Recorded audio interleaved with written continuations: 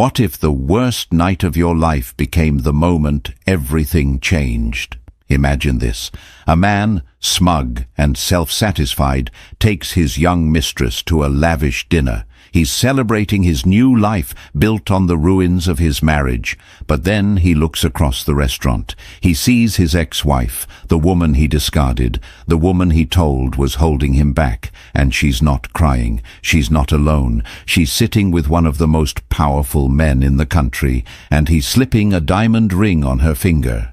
This isn't just a story about revenge. It's a story about betrayal, rediscovery, and the stunning moment when a shattered life is rebuilt into an empire. The Chianti was a deep, arrogant red, clinging to the sides of Daniel Foster's glass like a velvet shroud. He swirled it with a practiced flick of the wrist, a gesture he'd perfected from watching senior partners at his investment firm. Everything tonight was about perfection, about signaling.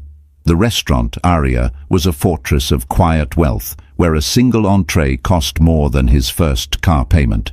The woman across from him, Chloe Jensen, was a testament to his perceived success. 26, with sharp, ambitious eyes and a laugh that was just a little too loud, a little too eager. She was his upgrade. "To us," Dan said, raising his glass.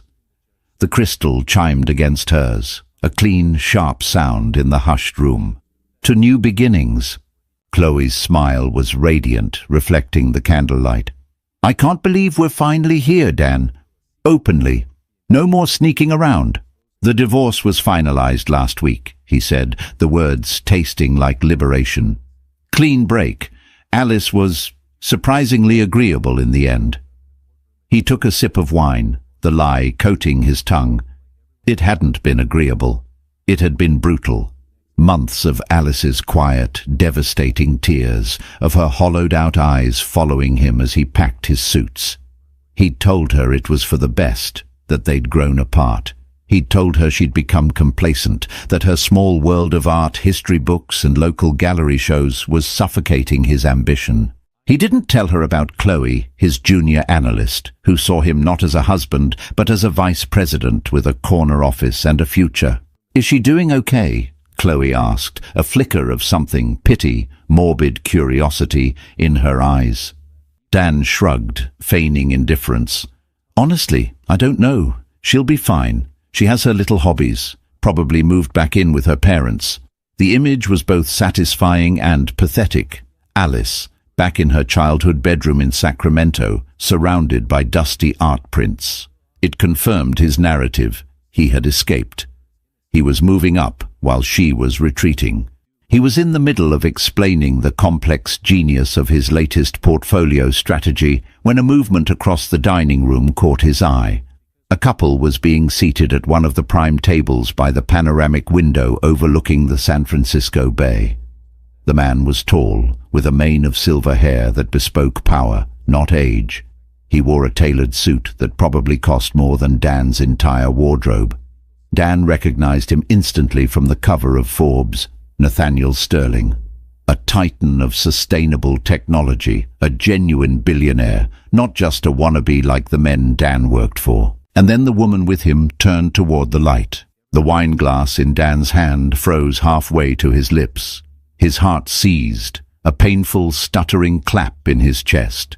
It couldn't be. The room, with its soft lighting and clinking silverware, seemed to warp, to bend around her image. It was Alice, but it wasn't the Alice he remembered. The woman he'd left was a creature of soft cardigans and weary resignation. This Alice was luminous. Her mousy brown hair, which he'd always urged her to dye, was styled in elegant waves that caught the light. She wore a simple, sleeveless black dress that showcased toned arms and a confidence he'd never seen. She wasn't wearing much makeup, she never did, but her face, once clouded by a quiet sorrow, was clear and serene. She laughed at something Sterling said, and the sound, though he couldn't hear it from across the room, seemed to echo in his memory. A full, genuine laugh he hadn't heard in years. "Dan, is something wrong?" Chloe's voice sliced through his shock. He couldn't speak. He just stared. Alice, his Alice, was sitting with Nathaniel Sterling. It made no sense. It was a glitch in the universe. How did she even know a man like that? Her world was small, provincial. Had she won some sort of contest? Was she his distant cousin? He watched them, his own dinner forgotten. Sterling was completely focused on her, his gaze intense and admiring. He listened, truly listened, as she spoke, her hands moving gracefully to emphasize a point. Dan had always tuned her out when she talked about her art, about the symbolism in some obscure Renaissance painting. Sterling, however, leaned in, captivated. A cold dread, sharp and acidic, began to curdle in Dan's stomach. This wasn't a chance meeting. This wasn't a professional dinner. The intimacy between them was palpable, a quiet energy that radiated from their table. Chloe followed his gaze. Wow, isn't that Nathaniel Sterling? Who is that woman with him? She asked, a hint of envy in her tone. Dan's jaw tightened. I have no idea, he lied, the words feeling like gravel in his mouth. He couldn't tear his eyes away. He felt like a ghost at his own feast, his perfect, curated evening ruined by a spectre from his past. But she wasn't a ghost. She was more alive than he had ever seen her. The power imbalance that had defined the end of their marriage, his ambition, her stagnation, had been violently, impossibly inverted. The waiter arrived with their main courses. Dan stared blankly at the perfectly seared scallops on his plate. He felt a primal, possessive anger rise in him. That was his wife. She was supposed to be mourning him, not dining with billionaires. She was supposed to be the quiet, sad backstory to his triumphant new life. And then, the moment that shattered his world completely. Nathaniel Sterling reached across the table and took Alice's hand. He said something Dan couldn't hear, his expression a mixture of profound seriousness and gentle affection. Alice's eyes widened, her lips parting in a silent gasp. A soft blush rose on her cheeks. Slowly, deliberately, Sterling reached into his jacket pocket. He produced a small velvet box. He opened it. Even from across the room, Dan saw the impossible flash of light as the diamond caught the candle's flame. It wasn't a spark, it was a sun. He watched as Nathaniel Sterling, a man who could buy and sell Dan's entire company without a second thought, proposed to Alice Callahan Foster, his ex-wife, the quiet, agreeable woman he had so carelessly discarded. Alice stared at the ring, then at Sterling, her eyes filling with tears. She nodded, a slow, deliberate movement. A smile, brighter and more beautiful than any he had ever seen on her face, bloomed. Dan felt the blood drain from his face. His carefully constructed world, the impressive restaurant, the beautiful young mistress, the narrative of his own success, crumbled into dust. He wasn't the winner. He wasn't even in the game. He was just a man in an expensive restaurant watching his past become someone else's spectacular future. 3 months before the night at Aria, Alice Callahan was covered in dust. Not the gentle domestic dust of a neglected home, but the ancient, chalky dust of history. She was perched on a scaffold in a cavernous, forgotten ballroom in a landmark Pacific Heights mansion, painstakingly cleaning a century-old fresco. This was her sanctuary, the place she had fled to after the implosion of her marriage. The divorce had felt like an amputation. For 12 years, she had been one half of a whole, Dan and Alice. Her identity had been inextricably linked to his. She was the supportive wife of the ambitious finance guy, the one who organized the dinner parties, remembered his clients' birthdays, and kept her own passions neatly confined to the role of a hobbyist. Her degree in architectural history and preservation was something she dabbled in, a quaint interest that Dan found charming until he found it boring. When he'd finally confessed, not to the affair, but to his profound unhappiness, his words had been surgical in their cruelty. I need more, Alice. I'm climbing and I feel like you're just standing still. This world you love, it's all about the past. I'm trying to build a future. He had made her feel like a relic, an anchor. After he left, the silence in their perfectly minimalist condo was deafening. Every sleek, modern surface they had chosen together seemed to mock her, so she'd left. She found a small, sun-filled apartment in the Mission District, a place with old bones and character. And she had called her old professor, who connected her with the Sterling Foundation's Historical Preservation Initiative. The work was painstaking, underpaid, and utterly glorious. Wiping a layer of grime from a painted cherub's face, she felt more herself than she had in a decade. Here, the past wasn't a burden, it was a treasure to be uncovered. She met Nathaniel Sterling on a damp Tuesday afternoon. He often visited the sites his foundation funded, arriving without fanfare. She was on the floor, cataloguing salvaged plaster moldings, when a pair of well-worn leather boots stopped beside her. "The detail on that acanthus leaf is extraordinary," a deep voice said. Alice looked up, shielding her eyes. A tall, silver-haired man was looking down at her, not with the detached air of a patron, but with the focused curiosity of an enthusiast. "They don't make them like this anymore," she replied, her voice slightly hoarse from the dust. "Everything is mass-produced now. There's no soul in it." He crouched down beside her, his expensive suit jacket bunching at the knees without a hint of concern. "My grandfather was a stonemason," he said, running a gentle finger over a piece of molding. "He used to say that buildings have memories. You just have to be quiet enough to hear them." That was the beginning. It wasn't a whirlwind, it was a slow, quiet unfolding. He would visit the site, ostensibly to check on the project's progress, but they would end up talking for hours. He was fascinated by her knowledge, by the passion that lit up her face when she explained the chemical composition of 19th-century milk paint or the structural genius of a flying buttress. He never once mentioned her divorce or her past. He was interested in the person she was right now, the woman covered in plaster dust who could see the soul in a building. For the first time in years, Alice felt seen. Not as an accessory or a support system, but as an expert, a professional, an equal. Their first real date was to a dusty archive at UC Berkeley to look at original blueprints of the mansion, followed by greasy, delicious tacos from a food truck. He was nothing like the ruthless corporate raider portrayed in the media. He was thoughtful, patient, and possessed a dry wit that took her by surprise. He told her about his late wife, who had passed away from cancer 5 years prior, and the philanthropic work that now gave his life purpose. He saw the strength in her that Dan had dismissed as passivity. He called her resilience, a superpower. "You're not rebuilding a life, Alice," he told her one evening as they walked along the Embarcadero, the city lights twinkling on the water.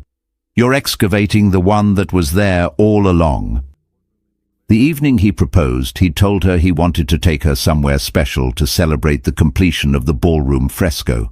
Aria was his choice, and while its opulence made her a little uncomfortable, she felt a thrill at dressing up, at seeing the look of undisguised admiration in his eyes when he picked her up. Sitting across from him, she felt a sense of peace that was still novel.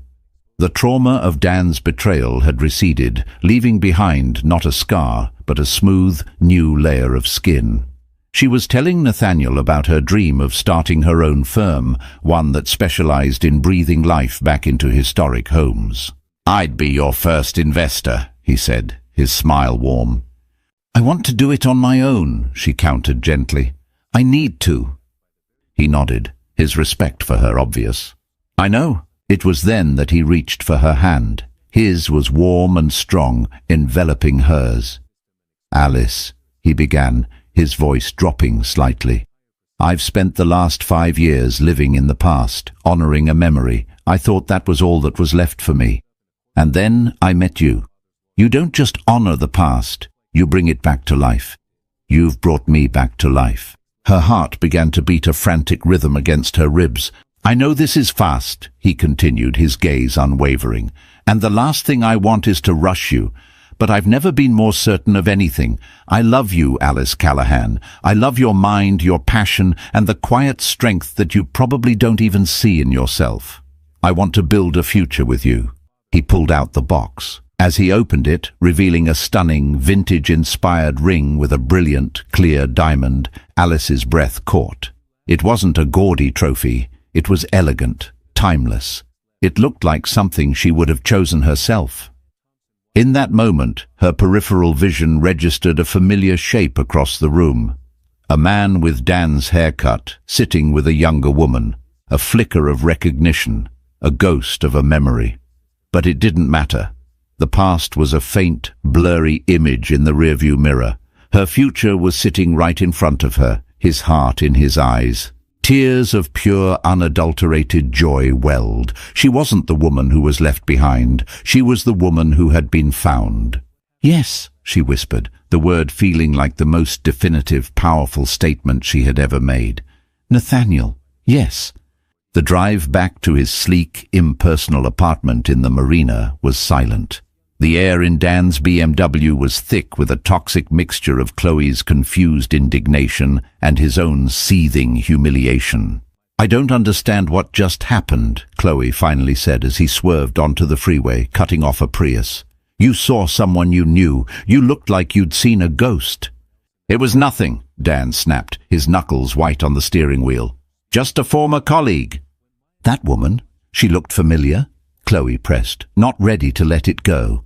"I said it was nothing!" he roared, the sound echoing in the confined space. Chloe flinched, her carefully constructed poise shattering. She sank back into the leather seat, silent for the rest of the ride.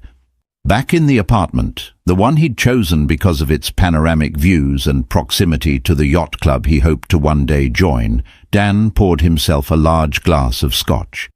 He ignored Chloe as she moved around the living room, her earlier ebullience replaced by a wary tension. He couldn't get the image out of his head. Alice's smile, Sterling's hand on hers, the blinding glare of that diamond. It played on a loop, a motion picture of his own failure. He'd thrown away a Honda and she'd been picked up by a Bugatti. The metaphor was crude, but it was the only language his ego understood. His mind raced, trying to piece together an impossible puzzle. How? When? Where? He and Alice had shared a life for 12 years.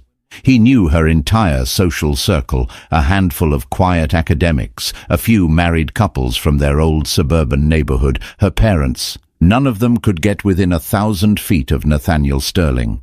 He pulled out his phone, his fingers slick with sweat. He searched Alice's name.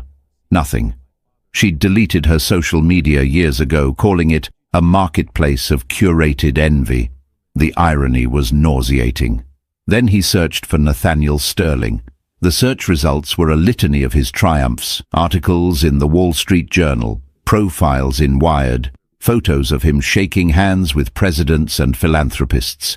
He scrolled deeper, looking for personal details. He was a widower, extremely private. And then, a recent article from a local society blog about the Sterling Foundation's new preservation projects. Dan's blood ran cold. He clicked the link. There it was, a photo from a month ago, a group of people in hard hats standing in front of a dilapidated mansion, and in the center, next to Sterling, was Alice. She was dusty and smiling, looking more vibrant than she had in the last 5 years of their marriage. The caption identified her as the project's lead restoration consultant. He'd mocked her hobby, her degree he'd paid for but never respected. He'd told her it was a waste of time. And that very hobby, that very passion he had crushed, had been her bridge into a world he could only dream of entering. "So that was her," Chloe said softly from the doorway. He hadn't realized she was watching him. "Your ex-wife." Dan didn't look up from his phone. "Yes. You told me she was simple, that she was probably living with her parents." Chloe's voice was laced with a new, sharp accusation. "She didn't look simple, Dan, and she sure as hell wasn't in Sacramento." "Things change," he muttered, the words tasting like ash. "You lied to me," Chloe said, her voice rising. "You built this whole story about how you were escaping this sad little life, but that woman looked happier than I've ever seen you." The truth in her words was a physical blow. He slammed his phone down on the granite countertop. "What do you want from me, Chloe? It's a fluke. She got lucky. He's probably just using her. A rich old man looking for a quiet, pliable young wife." But even as he said it, he knew it wasn't true. He'd seen the look in Sterling's eyes. It was genuine admiration. It was the way Dan had looked at Alice once, a lifetime ago, before his ambition had poisoned everything. The next day at work was a blur. He couldn't focus on the market analytics flashing across his screens. Every number, every rising and falling line seemed to mock him. He was a numbers guy, a man who calculated risk and reward, and he had just made the single worst trade of his life. He found himself compulsively searching for more information. He created a fake social media profile and started following the Sterling Foundation, the Architectural Preservation Societies, anything that might give him a glimpse into her new life. He became a digital voyeur, watching from the shadows as she blossomed. His colleagues noticed the change. His usual swagger was gone, replaced by a distracted, irritable energy. "Foster, you with us?" His boss, Mark, barked during a team meeting. "Your projections for the quarter are sloppy." Dan mumbled an apology, his mind elsewhere. He was imagining Alice walking through Sterling's penthouse, sitting on his yacht, flying in his private jet. The life he craved, the status he had betrayed his marriage for, she had obtained it effortlessly, simply by being herself. The self he had told her was not enough. His relationship with Chloe began to fray. She saw the obsession in his eyes, the way he was constantly on his phone, the way Alice's name would slip into their conversations. The glamour of their affair was gone, replaced by the ugly reality of his insecurity. "You're not even here, are you?" she confronted him one night. "You're with her, in your head. You don't want me. You just want what she has." He couldn't deny it. Chloe had been a symbol of his ascent, but now Alice was engaged to a billionaire. In the brutal social mathematics that governed his world, Chloe was no longer an asset. She was a reminder of his spectacular miscalculation. He had traded a masterpiece for a print, only to watch the masterpiece get acquired by the most prestigious museum in the world. And it was driving him insane. The days following the proposal were a surreal blend of private joy and public speculation. Nathaniel's engagement to a relative unknown was headline news for the city's gossip columns. They called Alice a mystery woman, a Cinderella story. They dug up her old defunct photography blog and printed pictures of her in college. Alice found it all deeply unsettling. She had spent the last year meticulously rebuilding her privacy, her sense of self, away from the prying eyes of the world. Now she was a person of interest. Nathaniel was her anchor through the storm. He shielded her, handling the press with a calm, dismissive grace, and more importantly, he listened to her fears. "They're painting me as a gold digger," she confessed one evening, curled up on the sofa in his library, a room so vast and filled with books that it had made her weep with joy the first time she saw it. "They don't know anything about me, about my work." "The people who matter know," he said, tucking a stray strand of hair behind her ear. "And soon everyone else will too." He handed her a thick, leather-bound portfolio. "I had my team draw this up." She opened it.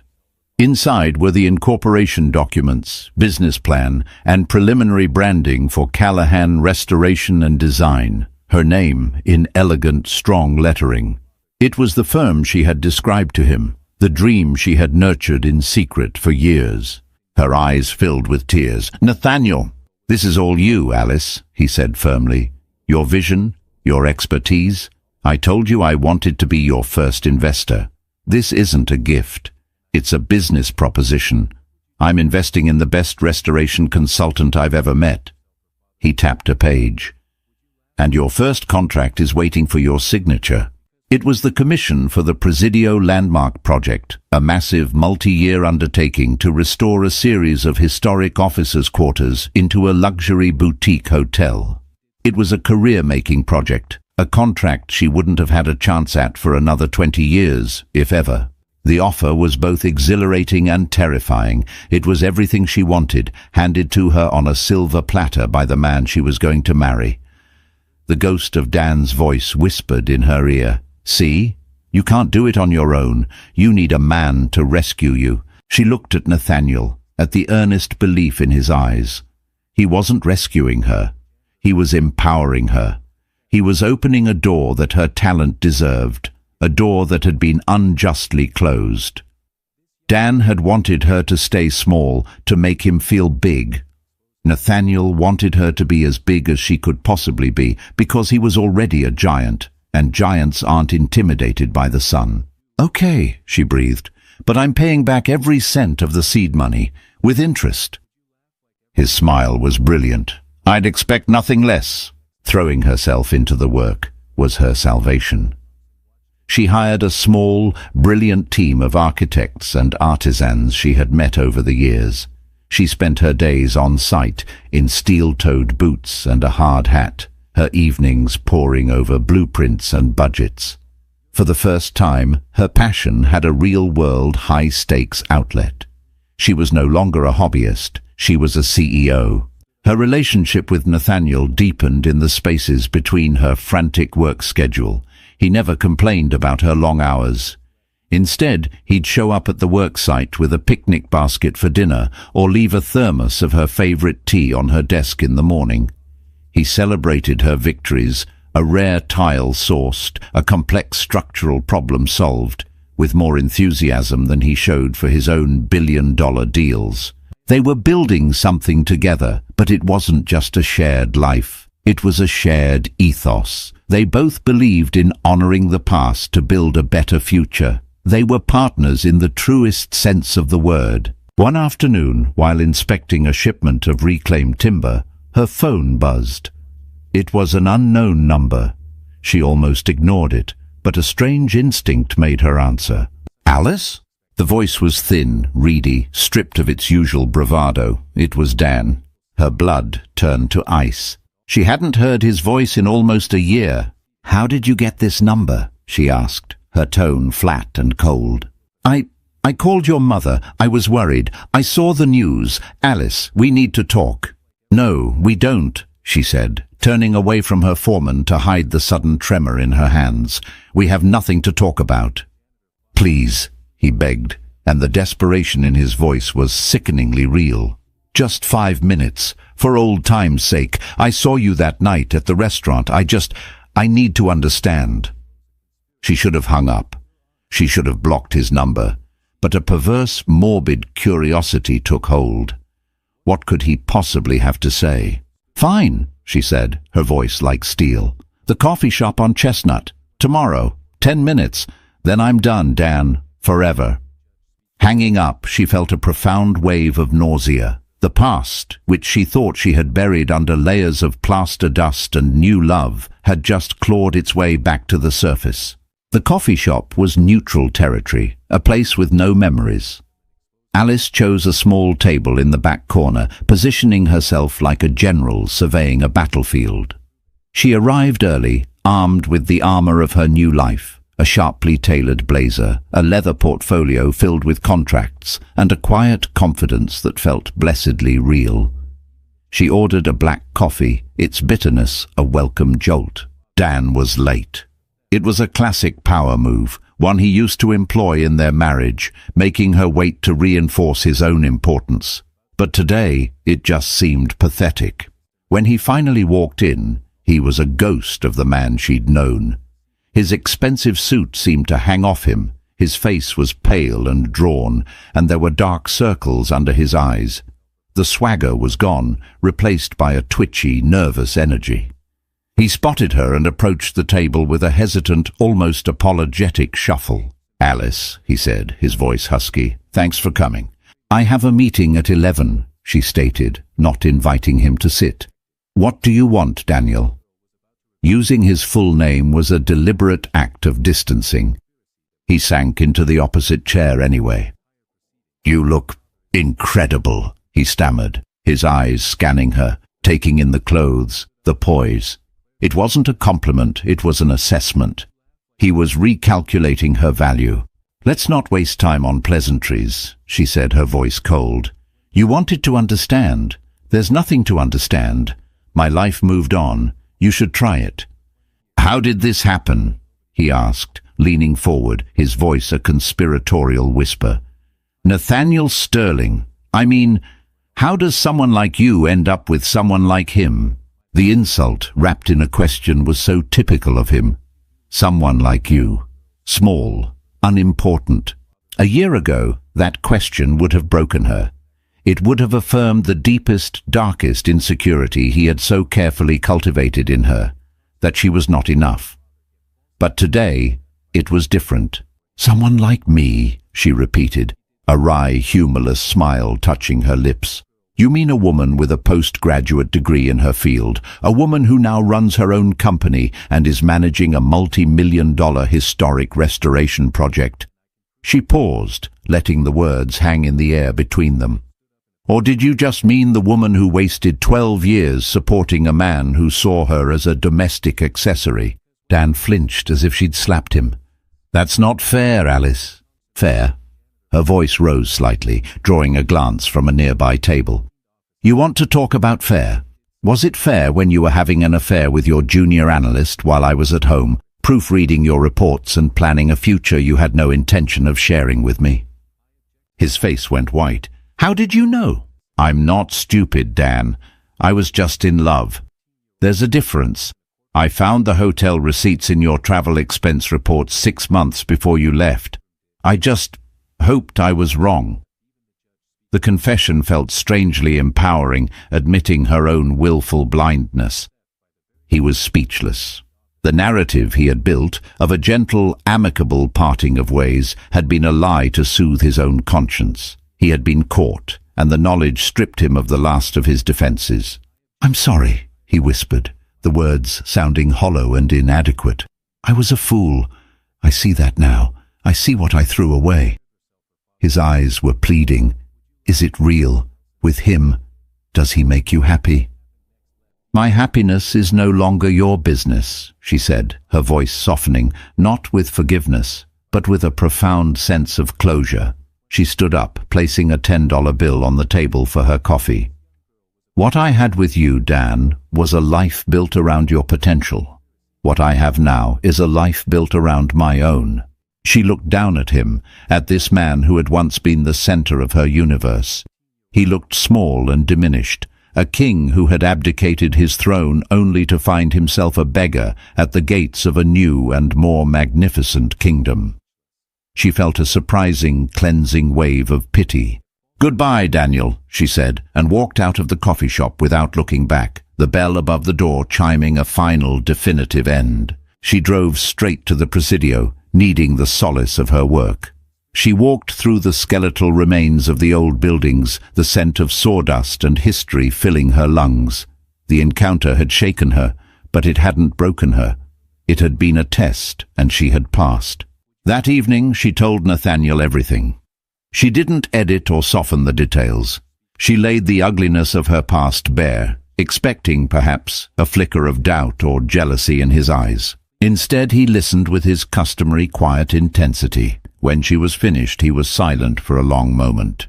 "I'm sorry you had to go through that," he said finally, his voice thick with empathy. "He must be in a very dark place to try and poison your present with your past."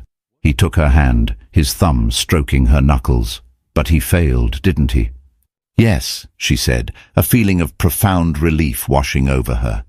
"He did." "Good," Nathaniel said, his grip tightening reassuringly. "Because our future is far too bright to let any shadows in." His support wasn't possessive or angry. It was solid, unwavering, and absolute. And in that moment, Alice knew that her new foundation wasn't just built on her own strength, but on the bedrock of a love that was real, respectful, and true. Dan watched Alice walk out of the coffee shop, the finality of her departure settling over him like a shroud. Her pity was worse than her anger. Anger would have meant he still mattered, that he could still evoke a powerful emotion in her. Pity meant he was irrelevant. The confrontation, which he had hoped would give him some sense of control or understanding, had only deepened his despair. She knew about Chloe. She had known all along. His grand betrayal wasn't a secret he'd kept. It was a wound she had silently nursed. He stumbled through the rest of his day in a fog of self-recrimination. At the office, he stared at his terminal, but the numbers were just meaningless squiggles. He saw Alice's face, heard her words, "A life built around my own." The phrase haunted him. He had always been the sun in their solar system, and she the quiet planet in his orbit. He had never considered that she might have her own gravitational pull. That night, his unraveling accelerated. He and Chloe were supposed to attend a gallery opening, the kind of event he now felt was essential for networking, but he couldn't bring himself to go. "I'm not feeling up to it," he told her, loosening his tie as he walked through the door of his apartment. Chloe was already dressed, wearing a sleek silver dress that he had once found excitingly modern. Now it just looked cold. "What's wrong with you, Dan?" she demanded, her patience finally gone. "Ever since that night at Aria, you've been a ghost. You're obsessed. Did you see her today? Is that where you were?"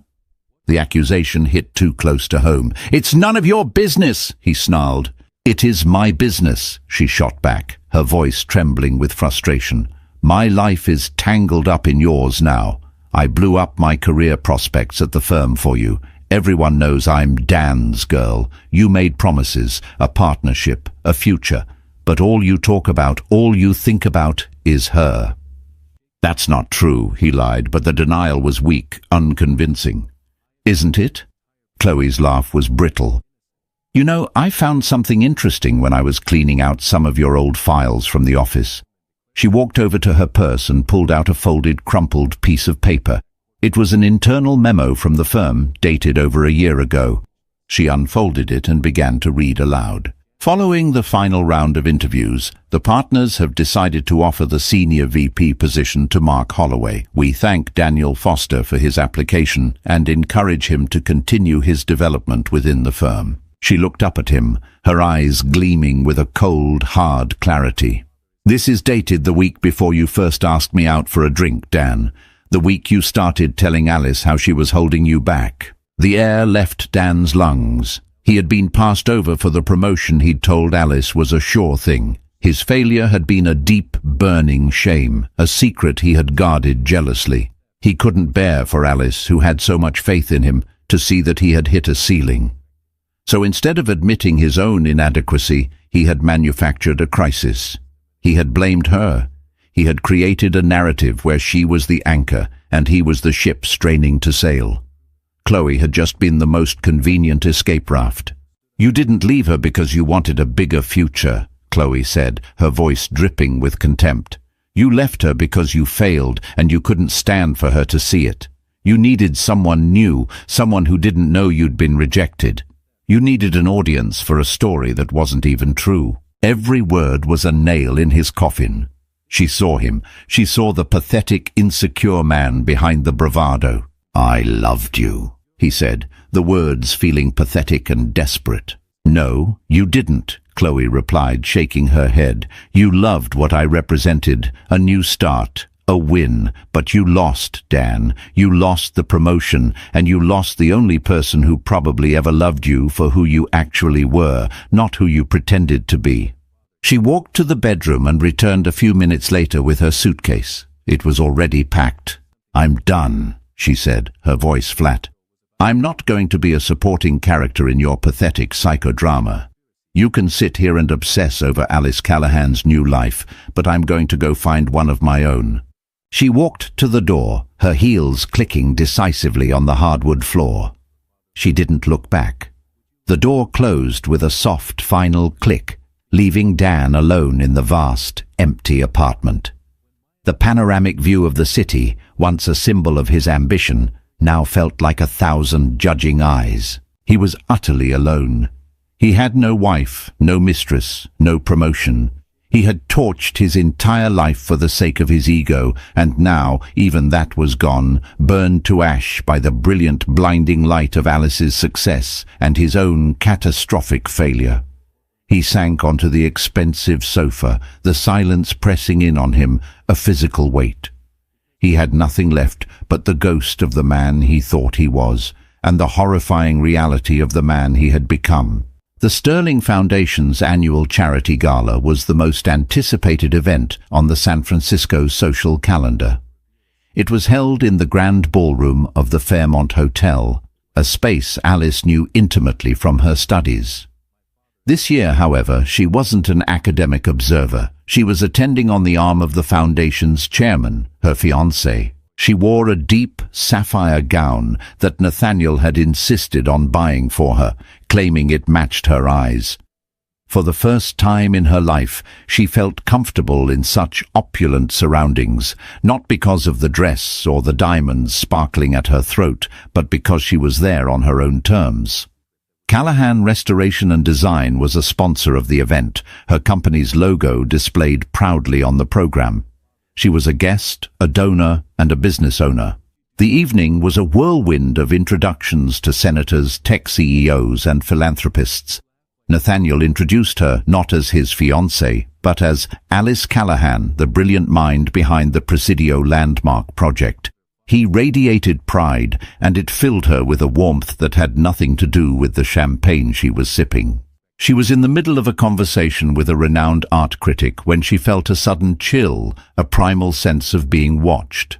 She scanned the crowded ballroom, and her heart stopped. Leaning against a marble pillar near the entrance was Dan. He was horrifically out of place. He wore a rented tuxedo that was slightly too tight in the shoulders, and his face had a waxy, unhealthy pallor. He was drinking whiskey, not champagne, and his eyes were fixed on her with a burning, desperate intensity. She felt a jolt of fear. How had he gotten in? A ticket to this event cost $10,000. She excused herself and moved swiftly to Nathaniel's side. "Nathaniel," she whispered, her voice tight. "Dan is here." Nathaniel's calm expression didn't change, but his eyes hardened. He subtly signaled one of his security team, a discreet man in a dark suit. "Where?" "By the entrance. I don't know what he's doing here. He looks unwell." Before Nathaniel could respond, Dan began to move toward them, weaving through the glittering crowd with a clumsy, determined gait. He was heading straight for the stage, where the auction was about to begin. "Oh no," Alice breathed. Dan reached the low stage and before anyone could stop him, grabbed the microphone from its stand. A feedback squeal echoed through the ballroom, causing the chatter to die down. Hundreds of faces turned toward him. "Good evening, everyone," Dan said, his voice amplified, slurring slightly. "Good evening, San Francisco's finest." He gave a mock bow. Nathaniel's security guard started moving in, but Nathaniel held up a hand, stopping him. "Let's see what he has to say," he murmured to Alice, his arm a solid, reassuring presence around her waist. "We're all here tonight to celebrate philanthropy," Dan continued, his eyes locking onto Alice. "To celebrate men like Nathaniel Sterling, who build schools and save buildings." He laughed, a short, ugly bark. "But do you ever wonder about the cost? What gets bulldozed to make way for these grand gestures?" He pointed a shaking finger at Alice. "I do. I know. Because that woman right there, Alice Callahan, my ex-wife, she knows a thing or two about demolition. She demolished our marriage, our home, our future, all for a shot at this." He gestured around the opulent room. "She played the part of the devoted wife while she was hunting for bigger game. She's a predator in sheep's clothing, a gold digger of the highest order." A collective gasp went through the room. The silence was absolute, suffocating. Alice felt the blood drain from her face. Every eye was on her, 1,000 points of judgment. She felt naked, exposed, the carefully constructed walls of her new life crumbling under the force of his public assault. But then she looked at Nathaniel. He wasn't looking at Dan. He was looking at her, his expression not one of doubt or shame, but of unwavering support.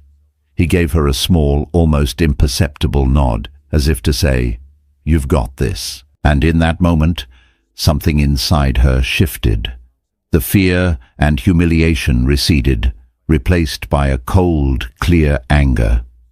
Not at Dan, but at herself, for ever letting this man have such power over her. She gently removed Nathaniel's arm from her waist and took a step forward. Her voice, when she spoke, was not loud, but it was clear and carried the weight of absolute authority. "He's right," she said, her voice cutting through the silence. The crowd murmured. Dan looked momentarily triumphant. "My ex-husband is right," Alice continued, her gaze fixed on Dan. "I do know about demolition. I know what it's like to have your sense of self demolished, to have your confidence bulldozed, to have your trust in another person reduced to rubble. I lived in that rubble for a very long time, Dan. You were the architect of that demolition." She began to walk slowly toward the stage, her sapphire gown whispering against the marble floor. "And you're right about something else. I was hunting. Not for money. Not for status. I was hunting for the woman I was before I met you. The woman who was passionate and strong and had dreams of her own, dreams you told me were small and insignificant." She stopped at the foot of the stage, looking up at the pathetic, unraveling figure he had become. "I didn't find that woman again by meeting Nathaniel Sterling," she said, her voice ringing with the truth. "I found her on my hands and knees, covered in plaster dust, bringing a forgotten piece of beauty back to life. I found her when I signed the lease on my own apartment, when I incorporated my own business, when I realized my worth was not determined by my husband's approval." She looked out at the silent, captivated audience. "I am with Nathaniel because he, unlike some, is not intimidated by a woman's strength. He celebrates it. He invests in it. The only gold digger here tonight, Daniel, is you. You dug for gold in our marriage, and when you couldn't find enough to satisfy your ego, you tried to dig it out of my soul. But my soul is not for sale." 2 security guards finally reached Dan, each taking an arm. He didn't resist. His face was a mask of utter defeat. All the fight had gone out of him, leaving behind a hollow, broken shell. As they led him away, his eyes met Alice's one last time.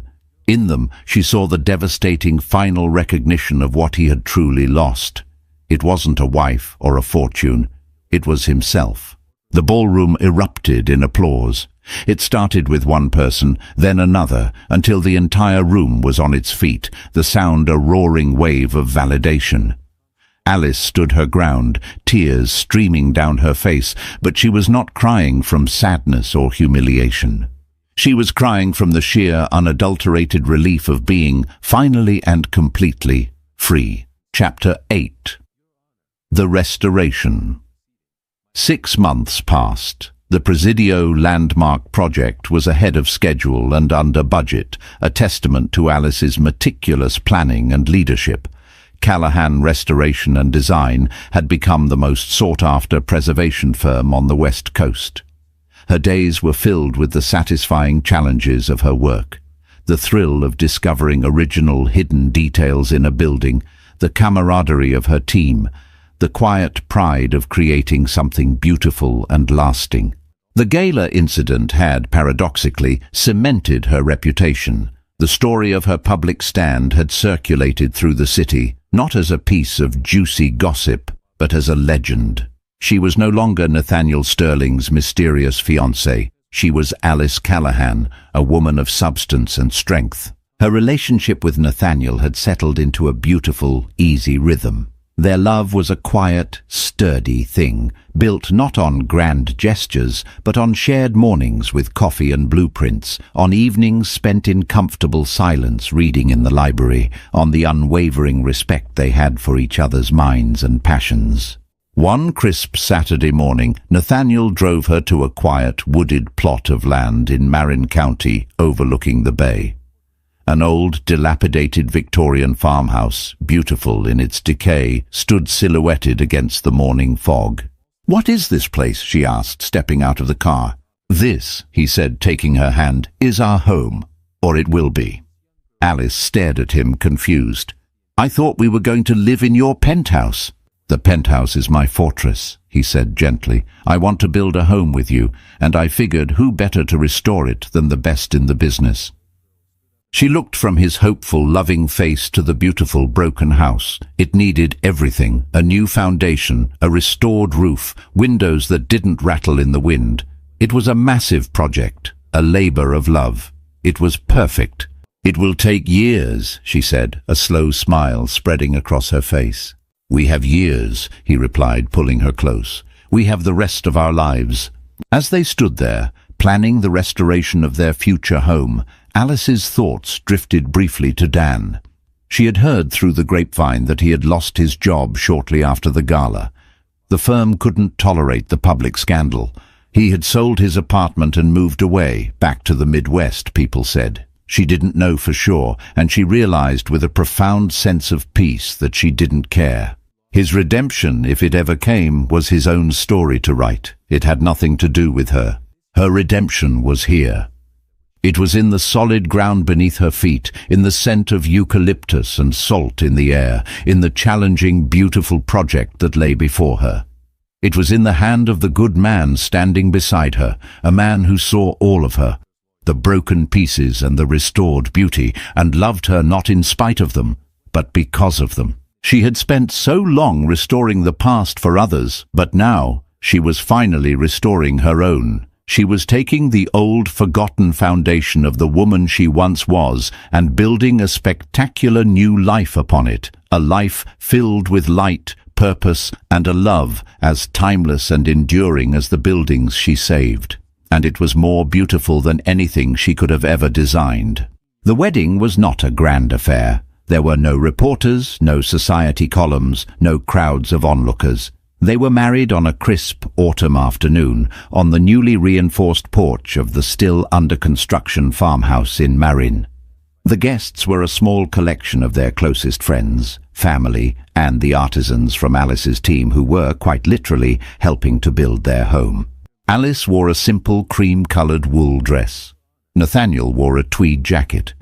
There were no photographers, only an old Polaroid camera that was passed among the guests, capturing candid, joyful moments that would be taped to the unfinished walls. They exchanged vows they had written themselves, promising not a perfect, easy life, but one of partnership, respect, and shared adventure. As Nathaniel slipped a simple, elegant gold band onto her finger to sit beside the engagement ring, Alice looked out at the view of the bay, the city a glittering, distant jewel. She thought of the woman who had cried in a condo in that city, the woman who had felt her life was over. She thought of the woman who had found solace in dust and decay, and the woman who had stood tall in a ballroom and reclaimed her own story. They were all parts of her, layers of varnish and paint stripped away to reveal the strong, beautiful grain underneath. Later, as the sun began to set, casting a warm, golden glow over the construction site, Alice found herself standing alone by a newly framed window, looking at a set of blueprints. Nathaniel came up behind her, wrapping his arms around her waist. "What are you looking at, Mrs. Sterling?" he murmured into her hair. She smiled, leaning back against him. "Just the plans for the library," she said, her finger tracing the outline of the room. "I think we can fit in another bookshelf here." He kissed her shoulder. "Whatever you think is best. You're the architect." In that simple statement, she felt the entirety of their love. He trusted her vision. He believed in her expertise. He saw her not as an extension of himself, but as his brilliant, capable partner. The life she was living now was not a fairy tale. It hadn't been bestowed upon her by a prince. It was a structure she had designed herself, built with her own two hands on a foundation of her own making. The pain of her past was not erased, but it had been integrated, repurposed, made a part of the history of the house she was building, a house strong enough to withstand any storm. And as the first stars began to appear in the twilight sky, Alice Callahan Sterling knew with a quiet, unshakable certainty that she was finally home. Alice's journey wasn't about revenge, it was about redemption, not redemption in the eyes of the man who wronged her, but in her own. It's a powerful reminder that our lowest moments can be the foundation for our greatest achievements, and that your value is never determined by someone else's inability to see it. If you were moved by Alice's story of resilience and empowerment, please take a moment to like this video and share it with someone who might need to hear this message. Subscribe to the channel and hit the notification bell so you don't miss our next story. And I'd love to read your thoughts in the comments below. What was the most powerful moment in Alice's journey for you? Thank you for watching.